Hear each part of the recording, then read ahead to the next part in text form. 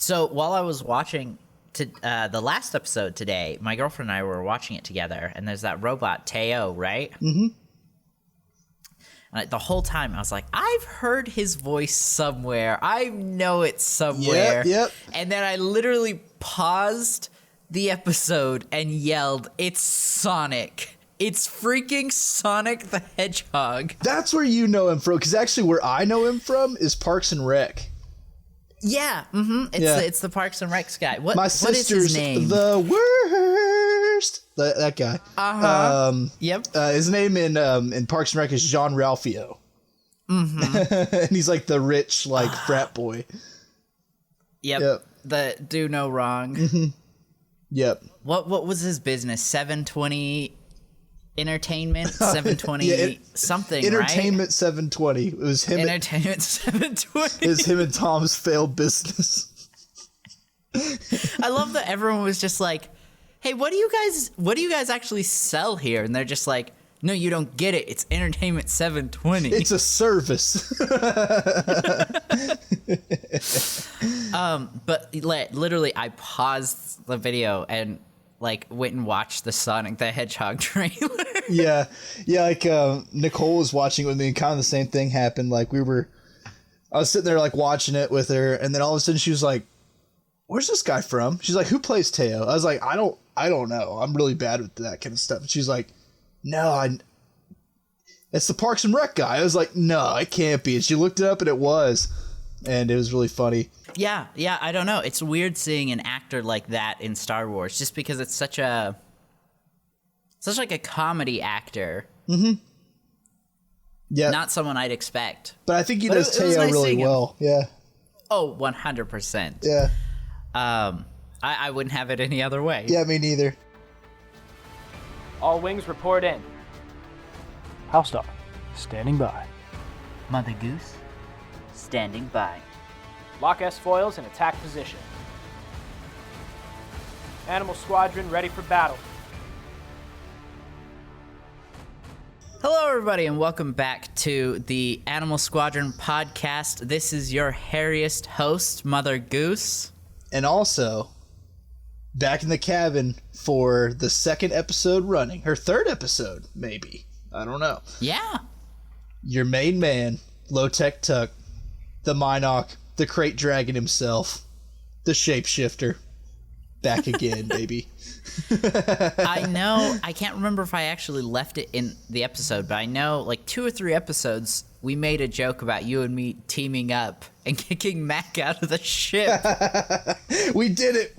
I mean, we did it. We made him leave on his own accord because he had to do other stuff, but we did it. We bullied him into making the choice himself.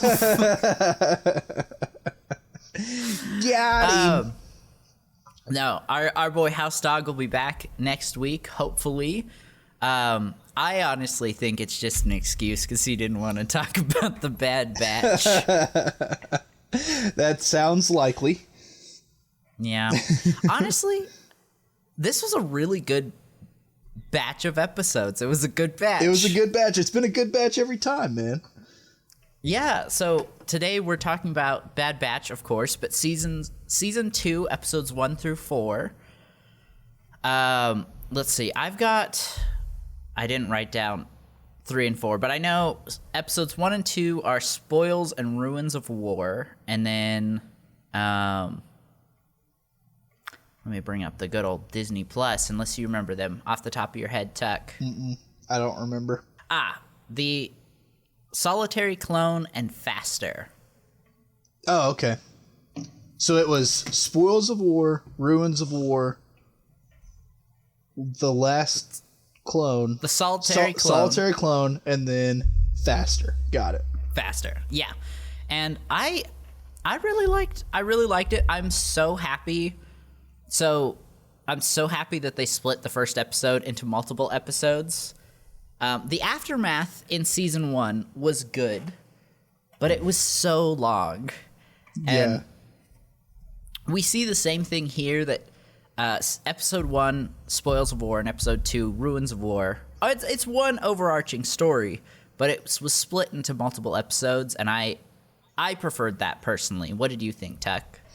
I liked it too, just because so with Aftermath being so long, it was kind of hard to like keep my attention. I think that first episode, just because it is so long and there's so much going on in such a long, it can be kind of overwhelming.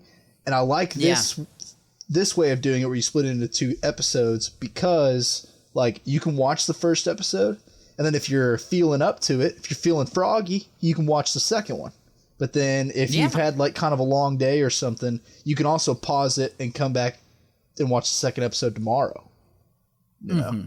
For sure. Like it's nice to have that bookend in there that like episode 1 actually ends at a cliffhanger and keeps your attention, so that the next day, if you want to watch it then you can watch episode 2. Yeah.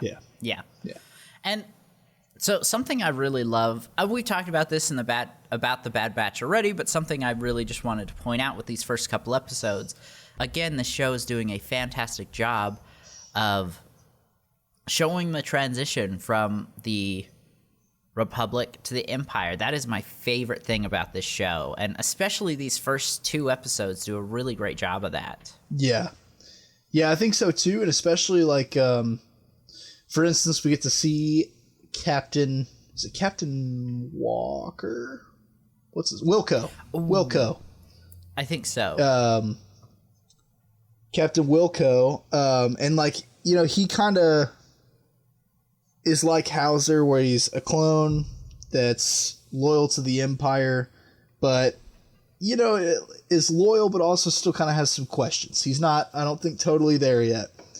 And, right, which... like, their characters kind of reflect each other a little bit. But one thing that I do like is how different their armors are.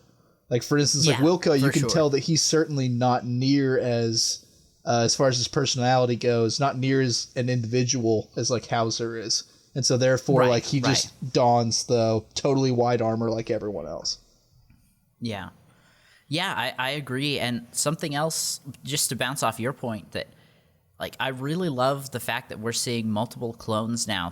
Like, it's very obvious that they're not happy with what the Empire's doing. We had Hauser, we've got Wilco, we had what was it?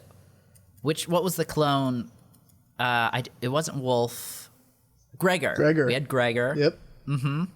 We had the Bad Batch, and we'll talk about it a little later, but maybe even Cody. Dun dun dun dun. I don't know.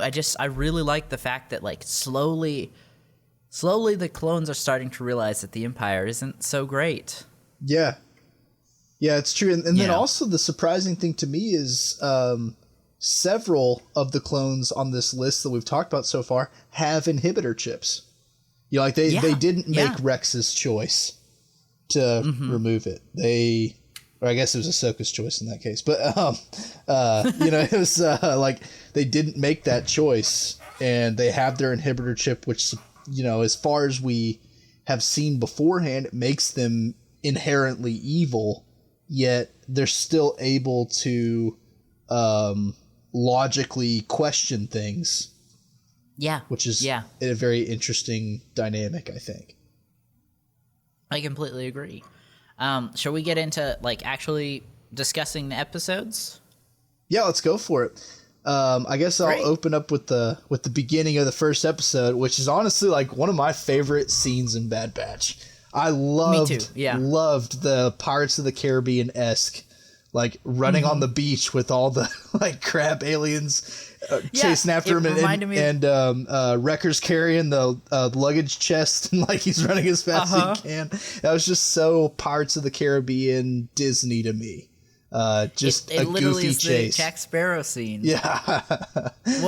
Which Pirates of the Caribbean movie was that? I think it was the third one, At World's End. I think so. Yeah. But anyway, yeah, I loved that hot start. Yeah. And then also I love too, like, you can see as far as like character building, Omega is starting to become a young woman and not a defenseless little kid anymore. You can see the Batch, like, not defending and coddling her as much. Like they actually like kind of let her do her own thing. Yeah, she's part of the team now. Yeah, and also like she's she doesn't need protection. Like, you know, like we witness her even protect the guys running. You know, like we even witness we see her put down cover fire and stuff like that she's clearly learned to do. And then also she looks older. I think that has to do a lot with like maybe the different haircut and Right. some time passing and maybe the animation being a little bit cleaner. But yeah, I mean, she does look a little older, and I like this scene for the character development too. Yeah, same.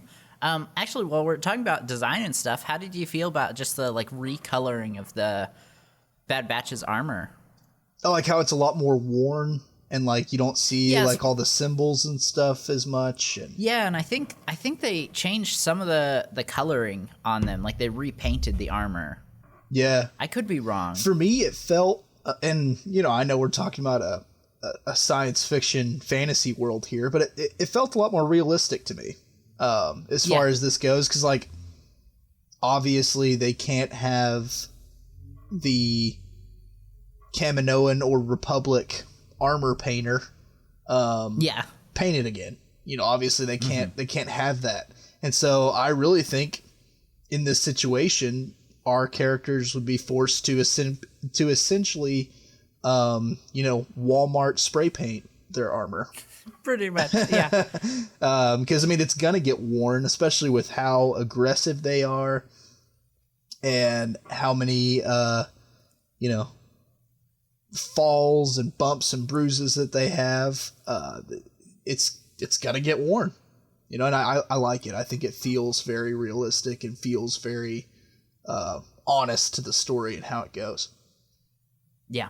I completely agree. I will admit I do prefer the coloring of the original design, but I'm completely with you. It makes sense that it's changed. Yeah. So I think the basic premise of this episode, and I think we can just talk about really Spoils of War and Ruins of War together, saying it's one connected story. But after this initial crab scene that we both love, Sid sends them on a mission, or they get word of a mission that essentially, what did Sid say? It'll pay them more than everything they've made so far combined. Yeah.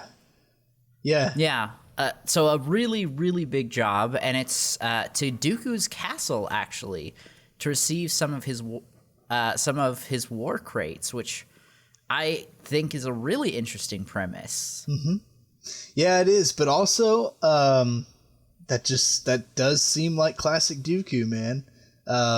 Just being just crates upon crates of weapons. Well, and also like the treasure, like having like a vast fortune that he stole a lot of it and continues to steal, just because like Dooku, with the aristocrat style character that he is, he's used to a certain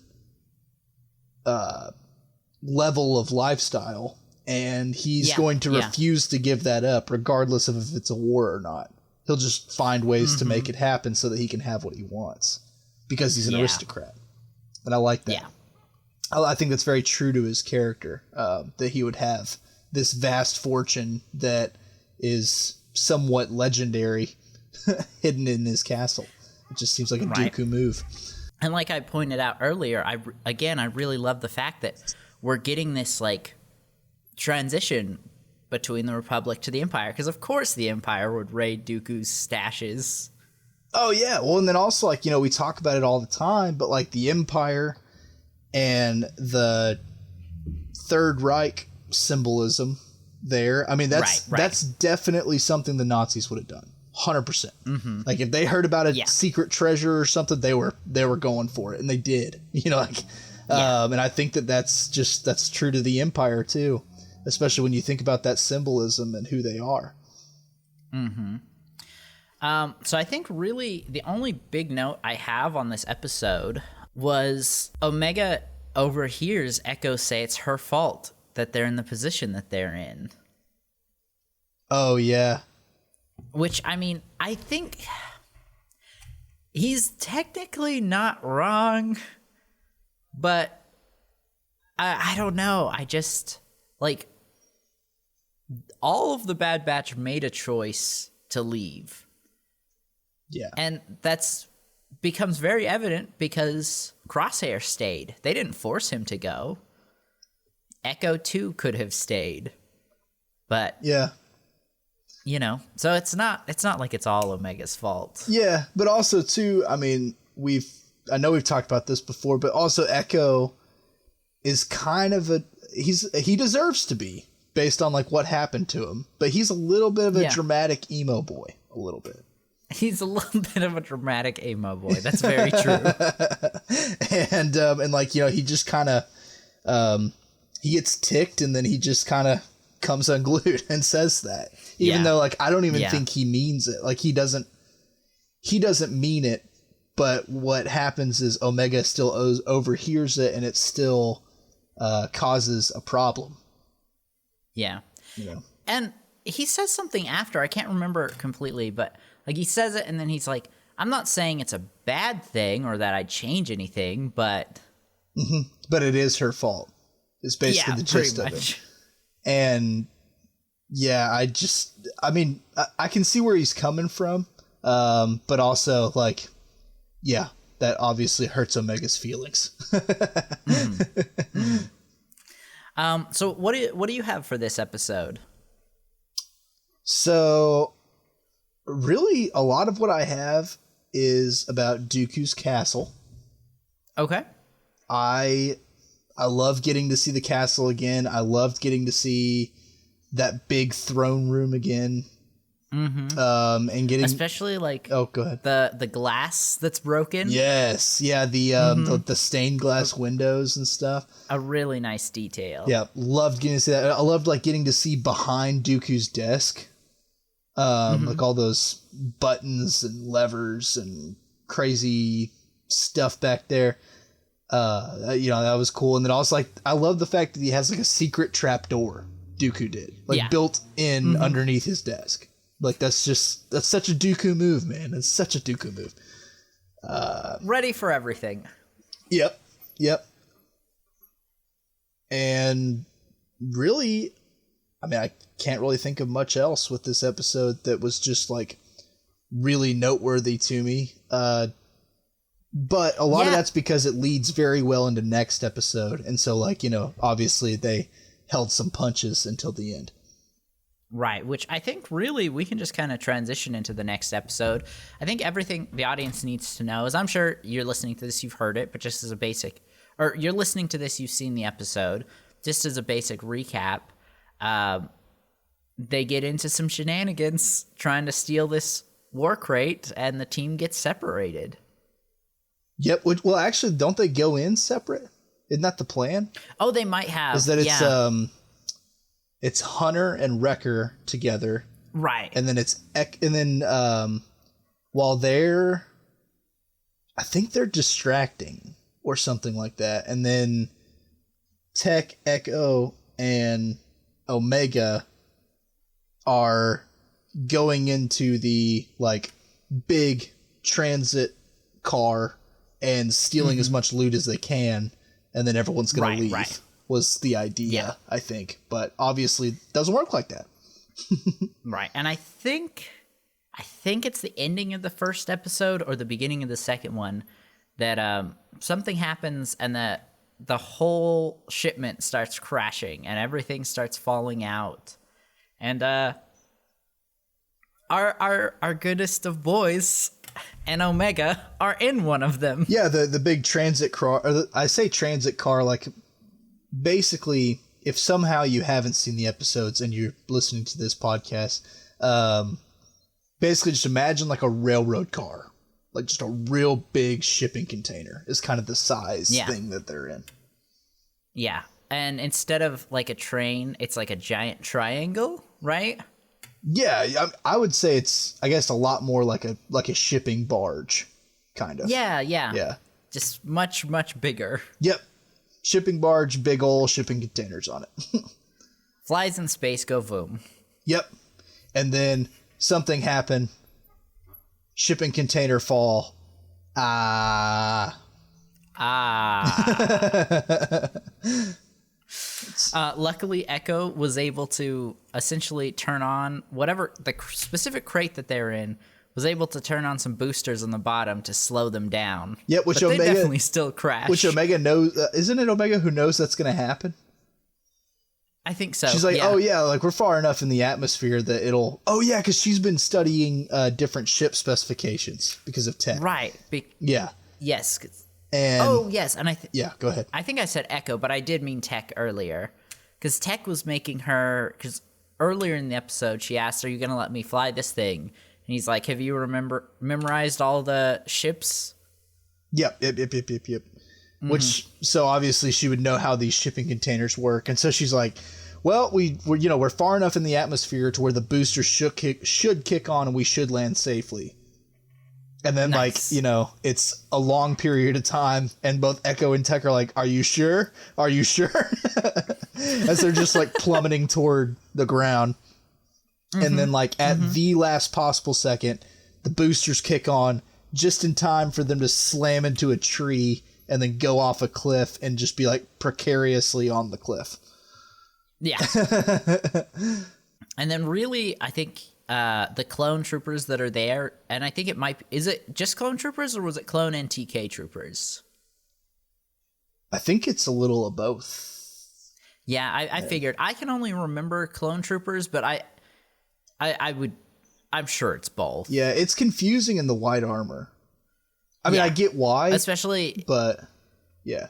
Yeah. Especially in, like, quick action sequences, it's kind of hard to tell sometimes. Mm-hmm. Yeah. Because really the only difference... I think the actual, like, armor is the same. The only difference is the helmet, right? Yeah. Yeah. But also, like, at a glance, the helmets aren't that different. Like, during an action scene or something, similar. you may not notice. Yeah.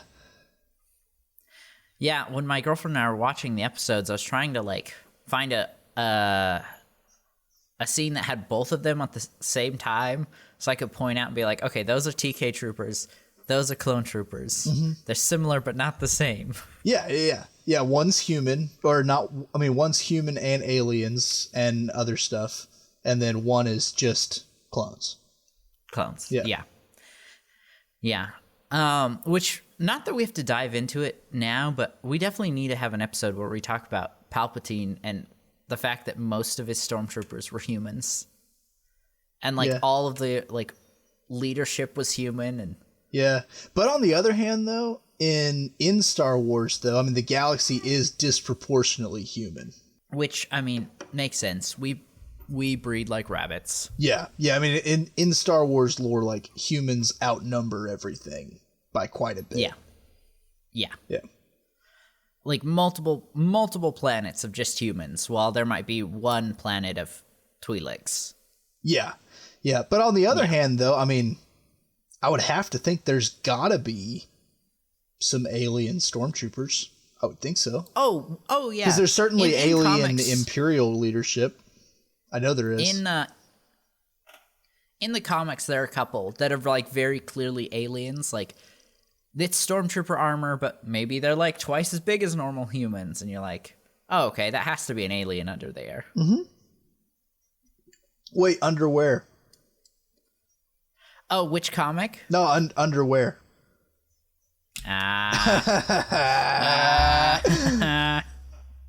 You got me there.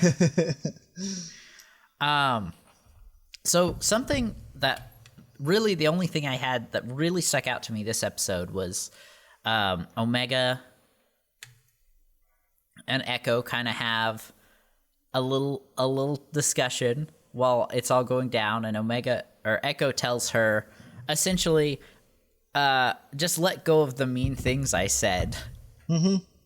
Yeah, but then also too, like it's one of those things where it just reinforces that they're a family, you know? Like, it's the same way of, like, in any, like, close relationship you have, there's definitely moments where you say something that you don't mean, and you're forced to confront that with the person and tell them, I didn't mean it, I'm sorry, here's what I really meant. You know, that kind of stuff. You know, I remember definitely doing that with my siblings when I was a kid. Oh yeah, for sure. I just felt like Echo didn't really handle it properly because it was less of a I'm sorry I said something. I didn't mean it like that, and I'm sorry I hurt your feelings. It was more of a you need to get over it. I didn't really take it like that though, because I thought it was. Are we talking about the part where Omega drops the crate and she's like, "I need to go get the treasure," and he's like, "No, don't do that. That would be dangerous. Like, don't do that." And she's like, "But I have to. Like, I heard what you said earlier. I realized that I'm the problem." And then he kind of says, like, Yeah, I "No, think so. you're not the problem." I mean, he kind of says, I mean, I Maybe think I misheard him. I think he apologizes as well as Echo can. To be honest with you. Oh, okay. Gotcha. I must have misheard him then, because I was shocked. I was like, did he really just say that to Omega? Yeah, I mean, I think the intention of that scene is that Echo is apologizing, and then also, like, it's building their relationship and their characters respectively. Like, I think it's kind of meant to show that, like, the Echo is trying to not be a dramatic emo boy anymore. Yeah. Yeah. Good for him. Yep. Good for him. I think he's doing the best he can. I mean, I think he's doing the best he can for a guy who was raised in a tube, blown up, and has done nothing but kill various things his entire life. Yeah, you're right. They all have severe trauma. I think he is doing the best he can to work on himself. Yeah. So through shenanigans, they all escape. Now I can't remember. Did they get the crate? I don't think they did, right? No, because it drops to the bottom, and then the whole shipping container starts to shift, and that's why Echo's like, "No, don't go down there," because he's starting to realize that the crate's about to move, and so he's like, "Oh crap, we need to get out of here now." And so that's kind of when, like, he's talking to Omega, and he kind of convinces her to let go of the crate and let go of the stuff and let go of her believing that she's the problem and forgive him and let's get out of here. Gotcha. Is kind of how that scene goes. Okay. Yeah. And then they just barely make it. They just Obviously. barely make Yeah. it.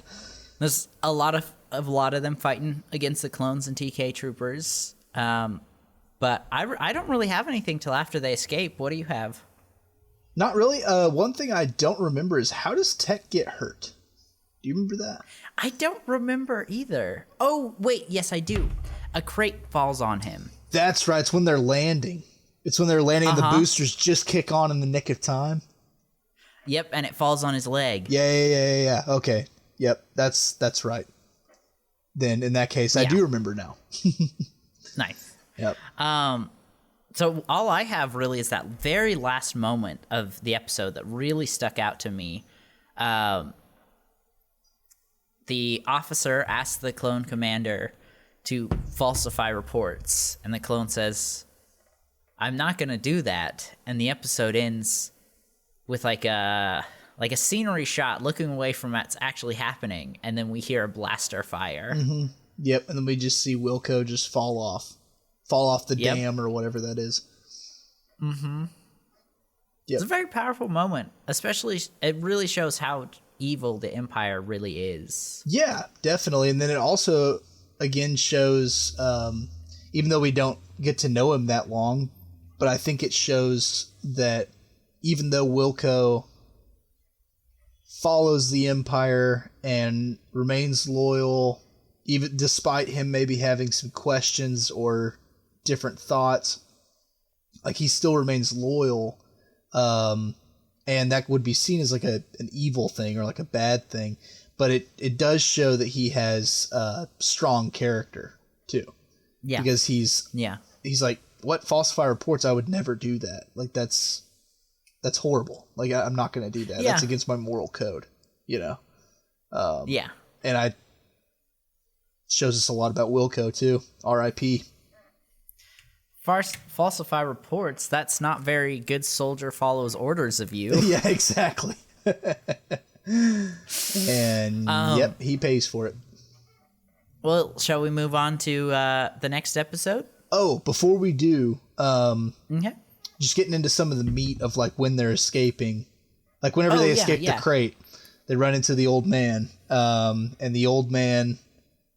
Oh yes, right. Like, so one thing we find out is that he is from Sereno and has been there forever. Like, lived through the Clone Wars on Sereno. He grew up there.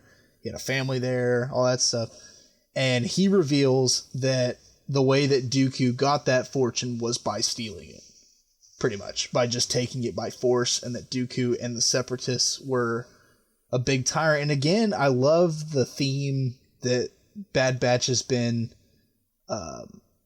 portraying so far and clinging to, in that like not all Separatists are bad. Yeah. I really like that there were people who were on Separatist worlds that wasn't their choice, and they were still every bit as much victims as people on Republic worlds who got taken over by the Separatists. Yeah, You know? I completely agree. And it shows just kind of that wars are complicated. Like you're not just good or bad. Yeah. And I love that theme. I really do. It's very real. Yeah, definitely.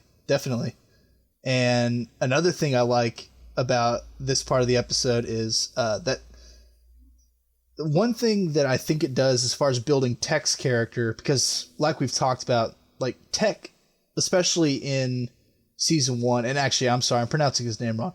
Tick is Tick, especially in HouseDog season would 1. Be very mad of us. He's very just one-dimensional. Like feels basically nothing, doesn't express feelings ever, is just logic, and that's it. Yeah. Except for like the last 2 episodes, we get a little bit from him and some stuff like that. And then this episode, I think one thing we get that really builds on who Tech is, and that he is actually a caring, important member of this family, is that like, despite him being, I mean, essentially unable to move properly, he still chases after his friends and tries to save them. And like, quite literally collapses against a tree whenever he gets close, and then like also like passes out from the pain, and that's when the old man comes to save them. But I just thought it was really interesting as far as Tech. Like, he seems like just a cold-hearted, factual dude, but in reality, he really does deeply love all of the members of the Bad Batch. Yeah. And would do anything for them. Yeah. Yep. Which, will definitely come into play here when we talk about episode 4 as well. Yeah. Yeah, for sure. But anyways, that's pretty much all I have for this episode. Great. So next will be the Solitary Clone. And I think this is the episode we're going to really dive the most into. Yep. This is another Crosshair episode. And I mean, I think at this point, Crosshair episodes are my favorite. Oh, yeah. Yeah, and especially this one. It just, it explores so much more than we have a mission from Sid, we're a found family, we love Omega, blah, blah, blah. It adds another dimension to the story. And I love Crosshair episodes. Yeah. And before we sorry. Before we really dive into this, I think this was a really important episode to say that like Crosshair hasn't really changed. He's still the Crosshair he was in season 1. Maybe he's grown a little bit, but I think a lot of people, including myself, were watching this episode, or we watched the finale of season 1, and we were like, "Oh, Crosshair's gonna change. He's gonna be good again." And we get here into season 2, and it's like, no, not quite. Yep, people are complicated. Yeah. So as a basic summary of this episode, Crosshair wakes up. He goes to eat his lunch, and he goes and sits by some regs. And this was again another really, it's like powerful, subtle moment where he sits down they kind of give him the side eye and just get up and leave. Yeah. Yep. And then oh, go ahead. Oh, no, I was going to say, before he even has a chance to eat, he gets called into his next mission. Yep. Straight to Rampart's office. Straight to the principal. Yep. Good old Rampart. Yeah, what a guy. And he essentially gets told, you're not, we don't trust you to be a commander. Yep. So report to CC and then some numbers. Now, when he said these numbers, did you know which clone commander it was that he was referring to? No, because whenever he says because he says CC, right? CC dash. Right, whatever. For clone commander. Yeah, but also, doesn't that mean clone commando, too?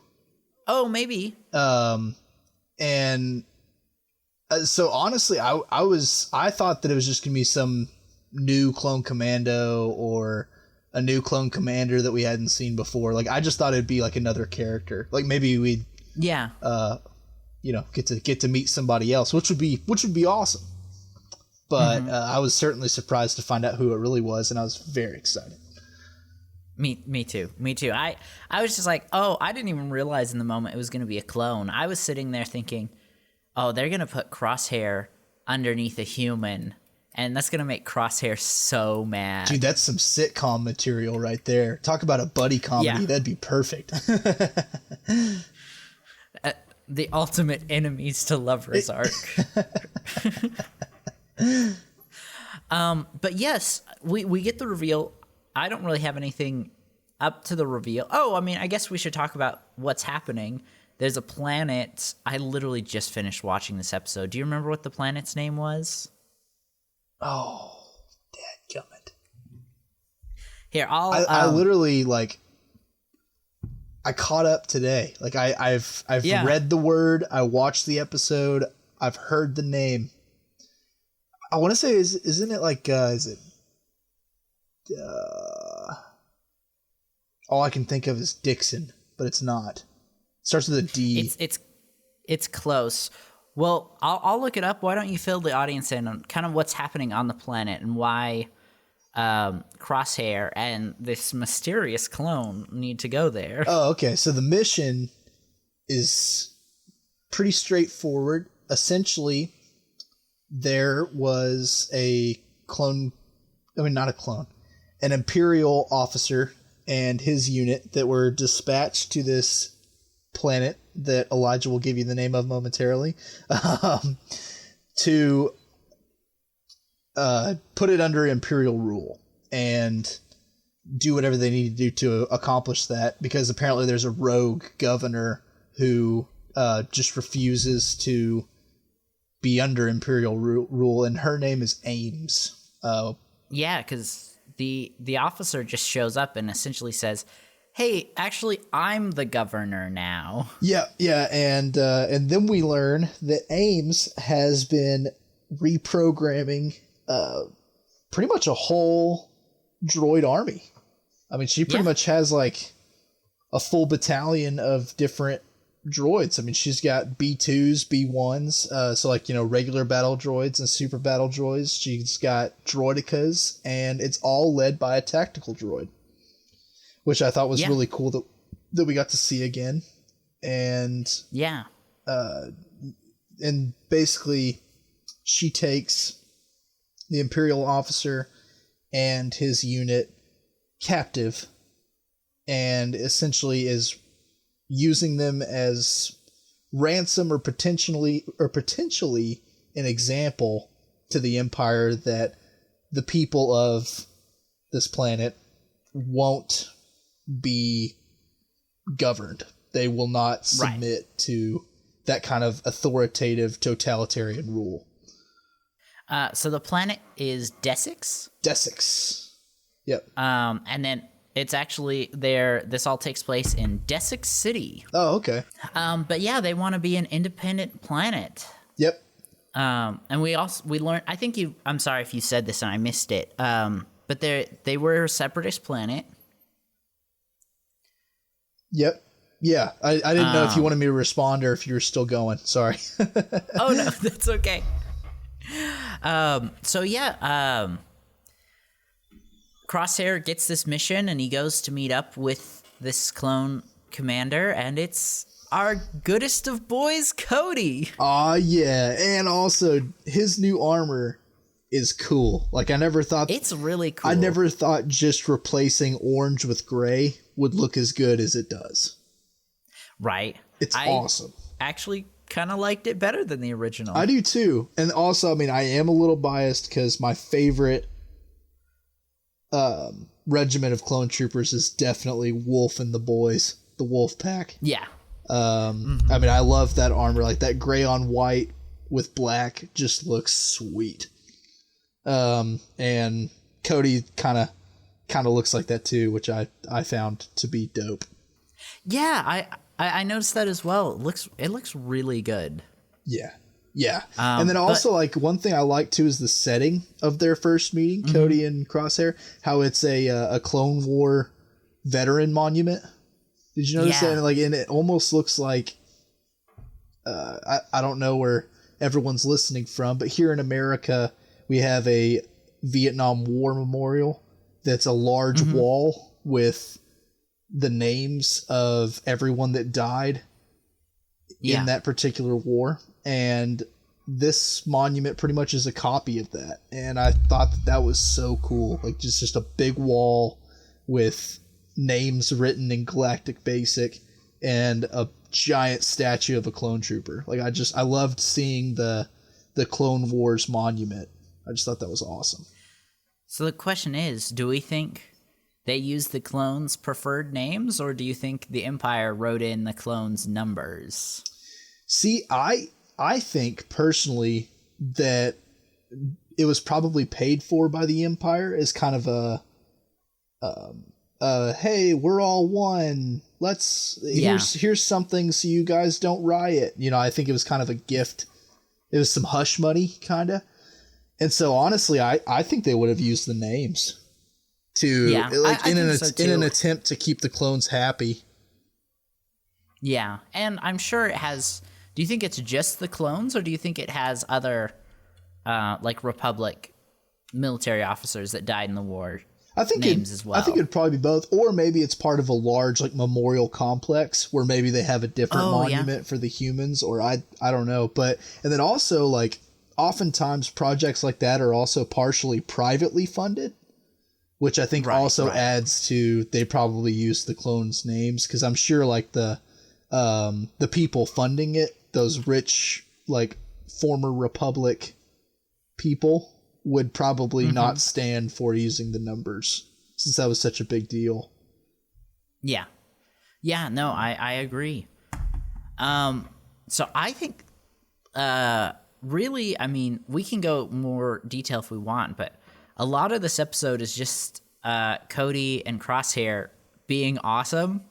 Yeah. Killing droids. Just totally wrecking Clankas, man. It was beautiful. Yeah. Like, there are several moments in this episode where I was like, see, that's what we've been needing. That's what we've been needing. Oh, yeah. And then also, this is late in the episode, but you want to know what I thought the coolest part of the episode, and maybe probably the coolest, like, action shot I've seen involving blasters in Star Wars, or at least top 3, is the mirror thing. Is it the mirrors? Oh, dude, that was so cool. It was so good. And also, like, for whatever reason, it kind of gave me Mandalorian vibes. Did it give you Mandalorian vibes? Yeah, a little bit. But, like, basically, to sum that up, like, there's a spiral staircase, and there's droid commandos, and Crosshair and Commander Cody are the last two standing. They're the last two clones standing.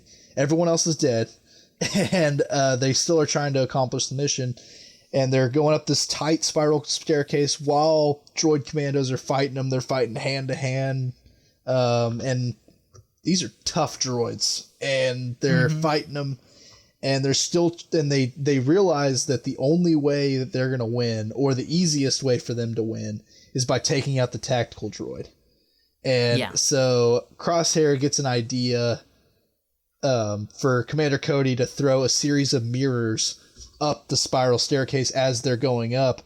And what it makes is a perfect shot for Crosshair to shoot a blaster bolt, bounces off all the mirrors all the way up the staircase and into the tactical droid's head, killing it and killing the droid commandos in one shot. Yeah. Beautiful. Yeah. Work of art was so is all I have cool. to say.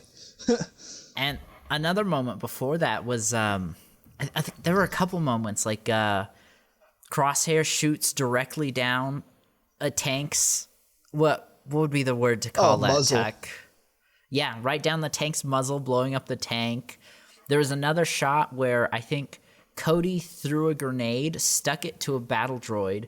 Crosshair then killed the battle droid, and as it fell into a droideca's shield, and then it exploded and blew up the droideca. Oh yeah, because that's after like that one clone. He tries to throw the droid popper, but he throws it too hard and it bounces off the shield, and then he dies.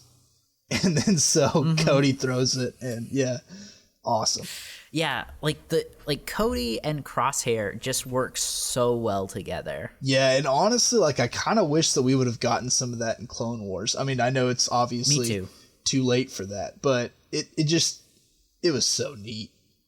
You know what I think would be the ultimate team though is Crosshair, Cody, and Rex all together. Yeah, I think that would be sick. I would watch just a show about that. I think that'd be awesome. Actually, now that you bring it up, that is a realistic possibility. Well, we don't know if Crosshair. Oh, go ahead. Crosshair. I feel like he is going to have a redemption arc, but I feel like there's going to be a small section of time where he's too ashamed to go back to Clone Force 99. Yeah. Maybe he does kick it with Cody and Rex for a little bit before. Like, I do think he will go back to Clone Force 99, but yeah. Well, also we don't know that Cody defects, do we? Is that in Rebels? No, actually, it's at the end of this episode. But we don't know that he defects, though. Oh well, Rampart says that Commander Cody went AWOL. Oh yeah, okay. So actually, he does defect. That's right. And then Rampart blames Crosshair and says, "Huh, there's some sort of connection between you and clones going rogue." That's right. And just roasts him. Yep. Yeah. Yeah, actually, so Dave Filoni, if you can hear us, please make my dreams come true. Please. Reunite Cody and Rex at least. Oh, dude, that would be so awesome. You could even make that a paid episode. I'd pay you $30 to watch that episode, dude. I would not care. Make it a live action, and it's just the two of them blasting droids for 2 hours. Yeah, no, I would pay a lot, like more money than I'm proud to admit, to be able to watch that. Yeah, for sure. So I think, yes, we get to see a lot of really cool moments of them fighting droids together. It's awesome. But there's a really powerful moment at the end where they catch up to the two governors, and Cody talks Ames into giving them the governor. Yep. And he promises that they can work something out and find a peaceful solution. Yep. And I don't know, it was really powerful, and it showed how great of a character Cody is. And then, of course, the slug of a governor says, "Now execute her." Yeah.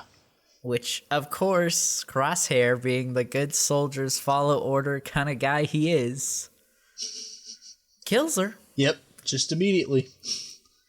You know what it reminded me a lot of, though? That moment in Clone Wars where there's that terrorist and he's got a gun pointed to Obi-Wan and Satine, and he's like, "What are you gonna do? Satine, if you kill me, then you'll be going against your pacifist nature. And Obi-Wan, if you kill me, you'll look bad in front of the woman you love." And then Anakin comes behind him and stabs him in the back. Like immediately, like no hesitation at all. Yeah. Yeah. Yeah, it was kind of the same vibe. I will say, like with Crosshair, I think for him, it's just like, it's not necessarily about the good soldiers follow orders thing, because like, you know, I mean, we've seen him hesitate to kill before, like for instance with his friends and people that he cares about.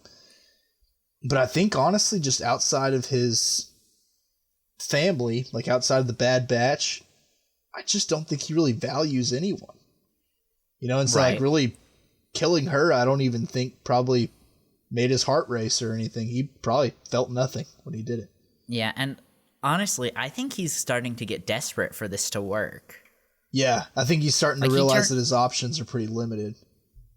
Right, he turned on his family twice now. His force is gone. He's been demoted. He just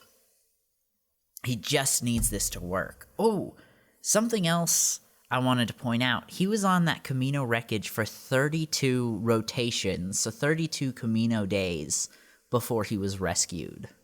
That's so long. Right? Yeah, that's a month.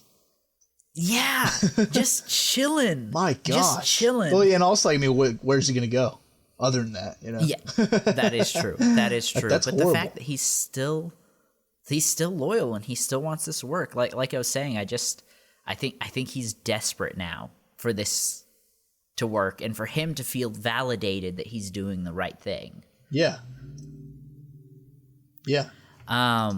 So, I mean, really the last thing I have for this episode is him and Cody's last conversation where Cody kind of questions whether or not they're doing the right thing. Yeah, and he kind of foreshadows that he's going to leave.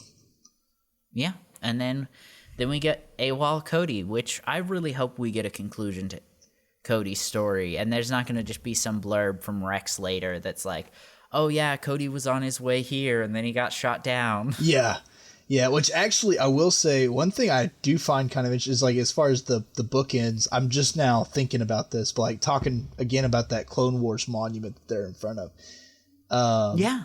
It's kind of,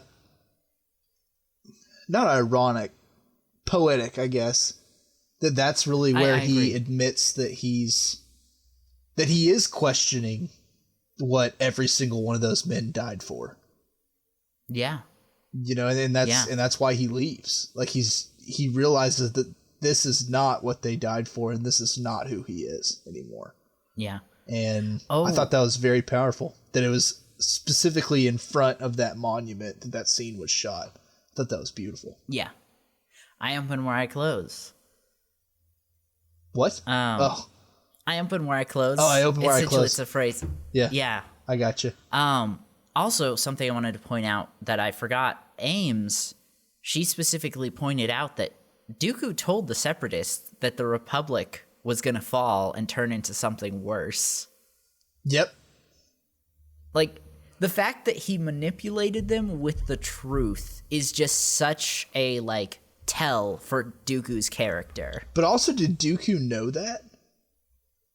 Oh, yeah, I think he knew Palpatine's plan to turn it into the Empire. And I think he used the truth to manipulate the Separatists into making that happen. Yeah, I guess so. I mean, I just thought that, like, you know, maybe he genuinely thought that since he was made leader of the Separatists that he could get it to work. But also, you know, I guess he did know the truth then, yeah. Yeah, I mean, maybe, I bet he had some, there's no way he wasn't planning to betray Palpatine. That's just what Sith do, but... Yeah, that's true. And also, like, with his gifts of prophecy and stuff, I mean, he had to have known the truth. Even if Palpatine didn't tell him, he still would have figured it out. Yeah. Which, it's just such a wild thing to be, like, to tell everyone, like, oh, yeah, well, I don't think he specifically said the Empire, but he said the Republic's weak, and it's going to fall and turn into something else. We have to leave now. But also, what I'm not telling you is you leaving is going to cause that to actually happen. Exactly. Wink, wink. Yep. Playing chess, everyone's playing checkers. It's one of those moments that makes me love Dooku's character even more. Yeah. Well, do you have anything else before we move to the next episode? I don't, but boogity boogity boogity, Great. let's go racing is all I have to say. let's go racing. This last episode is what was it called? Faster? Yes. Yep. Faster. Do you want to tell everyone kind of what happens? So we are returning to pod racing for the third time that we ever get to see it in Star Wars. Yeah, except they called it something weird like riot racing or something. Yeah. Yeah, and it's because weapons are legal, so mad. whereas, like, you know, pod racing weapons aren't necessarily legal. Yeah.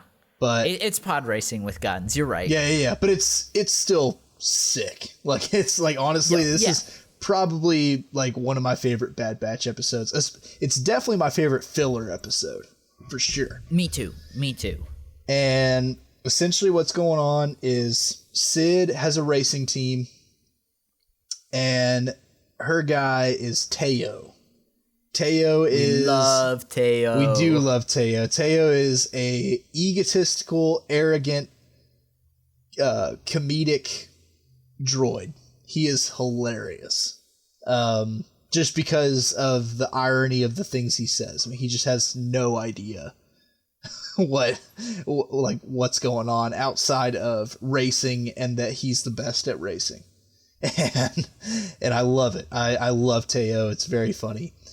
But anyway, so Sid has a team, and then an old rival, which, Elijah, do you remember his name? I don't.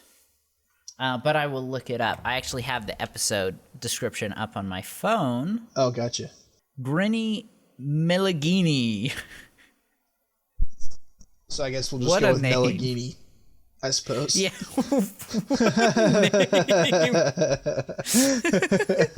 One of these days, I'm going to love it when there's a Star Wars character and his name's like Bob Smith or something really easy. Oh. Yes. And I want someone to point out that his name's weird. Yeah, I would love that. Be like, yeah, I'm Bob Smith. And they'll be like, Bob Smith? Like, what Whose planet name's are Bob you Smith? from, dude? You're weird. Yeah. But like, who names their kid Bob? But anyways, so what's his face? Meligini, he has a racing team too, and he has this champion racer who is very good and is famous for this one move in racing where he has a teammate that purposely gets third, and this champion racer gets first. They surround the second place person. Third place guy pushes the second place guy into a hidden blade behind the champion's pod. Yeah, and so which I think is crazy. Yeah, and that's how they've been winning. And so Meligini makes basically it's kind of a proposition, kind of taking her hostage, but he's like, if you want Sid back, you're going to have to win this race because Sid owes me a lot of money. And Omega, being the good person she is, takes up for Sid, and basically she's like, okay, fine, but if we win, like, basically she makes it like double or nothing. She ups the ante. Yeah, so we know about this technique that Meligini's racer uses, because they use it on Teo after Sid and him make a bet. So essentially they cheat so that Sid loses the bet. Yeah, but also we watch it before they do it to Teo. Oh, we do? In that opening race, like at the very start of the episode, that's how they do it. Okay. Yeah. Yep. Yeah, because that's how they get into that situation, is because it happens again to Teo. Yep. And Sid's like, this is after they make their bet, and so they come to take Sid, and something my girlfriend was like is, well, why don't the Bad Batch, or something she said is, why don't they just kill these gangsters? Like, it's the Bad Batch, like they're skilled warriors. And I think what it really comes down to is the fact that this gangster has a lot of people loyal to him, and so yes, I think they could have killed him there, but there would have been big repercussions later. Absolutely, yeah. I mean, like, for every one like him, like, in the way that those gangs oftentimes work is he probably wasn't even the biggest guy. Like as Qui-Gon says, there's always a bigger fish. and so like He's probably just the front man. yeah, and so like if you were to shoot him, like theoretically, let's say he's working for the Pikes, which he certainly could be. Now there's a bounty on your head, and you're being hunted by the most powerful crime syndicate in the galaxy. Right, which they don't really want. That's not often a fight you want to pick. Yeah. As far as the gangs of Star Wars, it's best to stay away. Big picture. Yeah. So really, from there, they rebuild the ship. They rebuild Teo. Yep. We see another argument between Teo and Echo about how it goes, and Echo tries to tell Teo, like, it's not Teo Echo, and Tech. Yeah. Sorry. Tick. Yeah, sorry. Yep. Tick. Tech tries to tell. I almost said Echo. Oh my God, I'm struggling today. Shut up about Echo. Shut up about Echo. That if you put more power into your shield and less power into your guns, you'll have more defenses. And Teo's like, yeah, but this game's all about offense and killing people. And then he immediately gets run over. Yep. And destroyed again. And there's not enough time to rebuild him before the race starts. Yeah, this is like minutes before the race starts, I think. Yep. And so it looks hopeless. What are we going to do? We don't have a racer. And who else but our boy Tech deciding to make a selfless move for the homies. And he jumps right in that pod. Yeah, because this whole time he's been like encapsulated by this race and how it works and the strategies behind it. And I think part of it is his ego, like, because Teo made a comment very early on the episode. He's like, humans can't calculate everything fast enough. Mm-hmm. Yep. Which I think was a really big hit on Tech's ego. Oh, yeah. Well, and then also, like, I mean, a lot of the time, and I mean, we've all met people like Tech, like, oftentimes, like, intelligence and ego go hand in hand. Mm-hmm. You don't usually meet very many super smart people that don't have at least a little bit of an ego. Yeah, I agree. I think there's a certain amount of arrogance that comes with that much intelligence. And Tech's certainly the case. Yeah, and he gets into this pod racer essentially to protect his family, like we were talking about earlier in the episode. Yep. Yeah, he does. And you know what? He's dang good at this game. Yeah, he is. In fact, he even studies the maps beforehand, which Teo neglected to do and refused to do. And so he even realizes that you can take the broken down portion of the track, and it is faster. And then also he uses it to his advantage because, I mean, one thing he says is he gets rid of the guns, and Wrecker's like, "Well, dude, what are you doing?" And he's like, "They're slowing me down. I can't do the guns on here." And, I can go faster without them. Yeah. And so he takes the broken down portion of it, and that's how he both gets ahead and takes a competitor out of the game, is the fact that he studied the map and the competitor didn't. And so the competitor didn't know how to get around that big gap. Yeah. Yep. Yeah, and I think, I'm sorry, Tuck, we gotta get into it just a little bit. Teo, I think he's a big point for droids have sentience, because not only does he have a lot of personality, but he's very arrogant. But also that's programmed into him. No, he was disagree. He was purpose built to be the best racer. And like, again, like, he is, like Formula 1 racers, NASCAR racers, fighter pilots, like people who do fast stuff like that, they're all arrogant. Every single one of them. Yeah. They all are gotta arrogant. Go fast. And so they, like, literally it's just built into him. Like, programmed into him. It's part of his AI. Yeah, whatever you have to tell yourself. His artificial intelligence. Artificial being the operative word. Droids have sentience. Viva la revolution. Give them rights to vote. No to all three of those. And that's actually why I stay with my Minoc lifestyle. Is because each one that I eat the wires of is one less that can take part in Elijah's revolution. So, like, society's moving. We're really advancing in AI technology. you gonna let your kids date robots? No. Absolutely not. That's a hard no. This is a conversation my girlfriend and I had. I was like, okay, if technology advances that far, how do we feel about it? And we're like, well, as long as they're nice to our kids, we don't care. Yeah, I'm a hard no on that, man. It's not a phase, Dad. He loves me. I'll be like, no. Beep, bop, boop, boop, boop. I was like, he doesn't love you.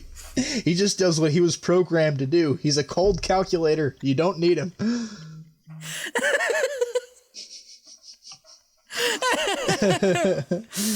Anyway, sorry, to bring us back to the episode, I think the moment that really sticks out to me is the very end, where Malgini's racers try and do that move to capture Tech, and Tech just swerves out of the way. Yep. Easy peasy. And easy peasy, Malgini's racers end up crashing into each other, and Tech wins the race. Yep, because, turns out you don't need a droid to make decisions that fast. Yeah. It's all about actual calculations. Yeah, it's about having a soul and having real sentience, yep. You know what I think is funny? What? And again, I'm sorry, it makes me think that Teo actually has sentience, because he specifically said only droids can make calculations that fast, like out in the, on the field. Mm-hmm. And then later he's like, when Tech brings up the calculations, Teo's like, nah, you don't need to do calculations. It's all about just being good at racing or whatever. Yeah, but that's because his arrogance is programmed in. He's just gonna, no matter what you say to him, he will have a retort. Yeah, he's a smart mouth. For sure. So, do you have anything else on the actual race? No, not really. Or really this episode in general, other than, the last thing that Malgini says about Sid. Great, yeah, and I've just got one thing before that. As all the groups... Sorry, my cat is getting into mischief. Get out of here. I've been house-sitting for my sisters, so, I'll spend a night at one sister's house and then a night at the other, because they're off on vacation right now. So I haven't been home a lot, so I think Azul is... She's taking it out on me. Oh. How dare you be gone for so long? Let me constantly get in front of your camera. Oh, this plastic bag that's by your foot for your trash can? Let me smack it a bunch of times to make noise in your mic. What a doll. What a doll. Yeah. She's a sweetheart. So, yes, the last thing I have is, before what the line you want to point out, is the fact that multiple times Malgini's men went to kill the Bad Batch, and he stopped them both times. Yep. It the whole time I was watching the episode, I was thinking of the phrase honor amongst thieves. Yeah. That, and that's the vibes that Malgini gives me. He's a shady dude. He's gonna break the law, but if he makes a deal with you, he's gonna stick to it. Yeah, he'll break the law, but not his moral code of ethics. Yeah, exactly. Yeah. And then really, I think you've got that last line. Pretty much at the end of the episode, Malgini says, Sid's not who you think she is. She's got a dark side, and just remember that, you can't fully trust her. Is pretty much what he tells the Bad Batch, which I am going to take as foreshadowing. I feel like there's something very big coming with Sid. Yeah. I wouldn't be surprised if she sells them out to the Empire. Yeah, or something of the sort. Or, maybe she's been doing it the whole time. Because, also, another thing is, in previous episodes, season 1, and also, I don't know about selling them out to the Empire, but, doing something that's nefarious. For instance, there's an episode, it's toward the end of season 1, where it's the one where it's Infested is what the episode's called. Yeah. And one of the first lines is Tech says pretty much that it's weird, Sid oftentimes neglects to mention parts of our mission to us. Yeah. Yeah. You know, like he mentions that, and then we have this where Malgini says like you can't trust her. Like, I don't know what's coming, man, but I am smelling a little bit of some Beware the Ides of March betrayal right here. Yeah. Yep. Yeah. Which, you know, maybe, I don't know about you, I'm only watching these episodes. I'm watching these episodes for the first time as we record them. So, like, at the point of us recording, they are all the way out to episode 13. So maybe it's already happened. Like, maybe our listeners are listening to this and they're like, oh, yeah, Sid did that really bad thing. But yeah. I mean, I'm in the same boat. Like, honestly, I've watched the first 4 episodes and that's it. I have no idea what happens after while we're recording here. Yeah. So I'm honestly like, if it is, man, like it's gonna be crazy. I can't wait to talk about it if it does happen. Yeah, which I'm happy we're doing this. This is one of the first times that we're watching something actually like live and seeing it for the first time. Like usually majority of everything we've recorded and talked about, we've seen or played multiple times. And so it's really cool getting to talk about these things like, what's going to happen next? Yeah. And I like how it's not like, it's not fully dissected yet. Like we're only just starting because we've only seen it once. Like I like that. I like that a lot. Oh yeah. I definitely think we'll be talking about this stuff again later at some point. Yeah. Yeah, for sure. Anyway, that's all I had. Did you have anything else on this episode? Nope. Well, great. We will be back next week talking about episodes 5 through 8. And super excited for those. I know Palpatine's going to be in it. That's really all I know. So I'm very excited to see what happens. But if you guys want to be a part of this conversation, you can email us at animalsquadron@gmail.com. Again, that is animalsquadron@gmail.com. And we will see you in the next one. For the Animal Squadron, this has been Mother Goose. And Lowtech Tug. See you, everybody. Adios.